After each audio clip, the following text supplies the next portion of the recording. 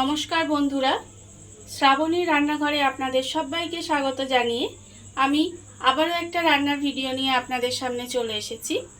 আজকের আমি আপনাদের করে দেখাবো পাকা আমের ভাজা পিঠে, যাকে আপনারা অনেকে পোয়া পিঠে বলেন বা তেলের পিঠে বলেন, যাই বলেন না কেন আমি বলি ভাজা পিঠে।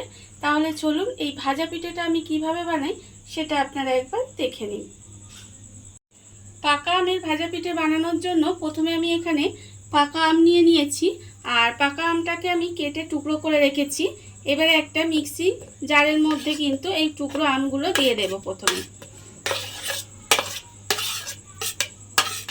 আমের টুকরোগুলো আমি এর মধ্যে দিয়ে দিলাম। এইবারে আমি এর মধ্যে দিয়ে দেব সুজি। এখানে আমি 1 বাটি পরিমাণে সুজি রেখেছি, সেই সুজিটা আমি এর মধ্যে দিয়ে দিলাম। আর আমি এর মধ্যে দেব চিনি।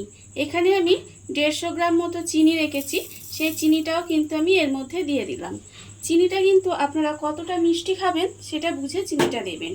এইবারে আমি এর মধ্যে দিয়ে দেব যে বাটির আমি সুজি দিয়েছিলাম 1 বাটি, সেই বাটি মেপে 1 বাটি আমি এর মধ্যে জল দেব। জল দিয়ে এবারে এটাকে আমাকে প্রথমে একটা পেস্ট বানিয়ে নিতে হবে।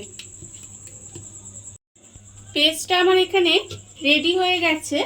এইবারে আমি পেস্টটাকে একটা বড় বাটির মধ্যে ঢেলে নেব। পেস্টটা আমি এখানে ঢেলে নিয়েছি। এইবারে আমি এর মধ্যে দিয়ে দেব ময়দা। এখানে আমি 1 বাটি পরিমাণে সুজি নিয়েছিলাম, আমি কিন্তু এখানে 1 বাটি পরিমাণে ময়দা নিলাম। এবারে আমি এর মধ্যে দিয়ে দেব অল্প সামান্য একটু নুন। খুব বেশি নুন কিন্তু দেব না, একদম অল্প সামান্য একটু নুন দিলাম। আর আমি এর মধ্যে দেব বেকিং সোডা। বেকিং সোডাটা দেব খুব অল্প সামান্য। বেকিং সোডাটা দিলে কিন্তু পিঠেটা খুব নরম হবে, সেই জন্য আমি এখানে বেকিং সোডাটা দিলাম। এবারে সমস্ত কিছু খুব ভালোভাবে মিশিয়ে নিতে হবে। গোলাটা আমার এখানে রেডি হয়ে গেছে। দেখুন আমি এখানে গোলাটা তৈরি করে রেখেছি, আর গোলাটার ঘনত্বটা ঠিক এরকম হবে। খুব বেশি ঘনও হবে না, আবার খুব বেশি কিন্তু পাতলাও হবে না, এরকম হবে। আর অন্যদিকে আমি গ্যাসটা অন করে একটা কড়া বসিয়ে রেখেছি। এবারে আমি কড়ার মধ্যে দিয়ে দেব সাদা তেল। বেশ কিছুটা পরিমাণে সাদা তেল আমি কড়ার মধ্যে দিয়ে দিলাম। এবারে আমি তেলটাকে একটু গরম হতে দেব। তেলটা আমার এখানে ভালোভাবে গরম হয়ে গেছে।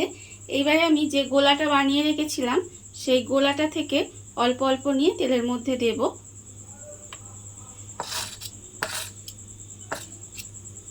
এইভাবে অল্প অল্প নিয়ে তেলের মধ্যে দিলাম। দিয়ে এবারে এটাকে আস্তে আস্তে কিন্তু ভেজে নিতে হবে। দেখুন কত সুন্দর কিন্তু ফুলে উঠছে এটা। এইভাবে এক পিঠ হয়ে গেলে আমি এটাকে উল্টে দেব। এইভাবে কিন্তু উল্টে পাল্টে একটু লাল করে ভেজে নিতে হবে। ভাজা পিঠাটা আমার এখানে লাল করে ভাজা হয়ে গেছে। এবারে এটাকে আমি তুলে রেখে দেব।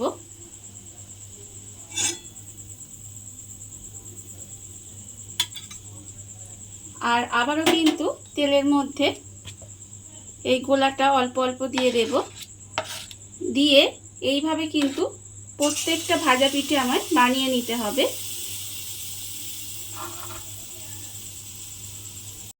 দেখুন আপনারা বাড়িতে থাকা কত অল্প উপকরণ দিয়ে কত সুন্দর একটা পাকা আমের ভাজা পিঠে তৈরি হয়ে গেছে। আজকের এই রান্নাটা আপনাদের কেমন লাগলো সেটা কিন্তু জানাতে একেবারে ভুলবেন না। আজকের মতো এইটুকু। আপনারা সবাই ভালো থাকবেন, সুস্থ থাকবেন। আবারও হাজির হব নতুন কোনো রান্না নিয়ে।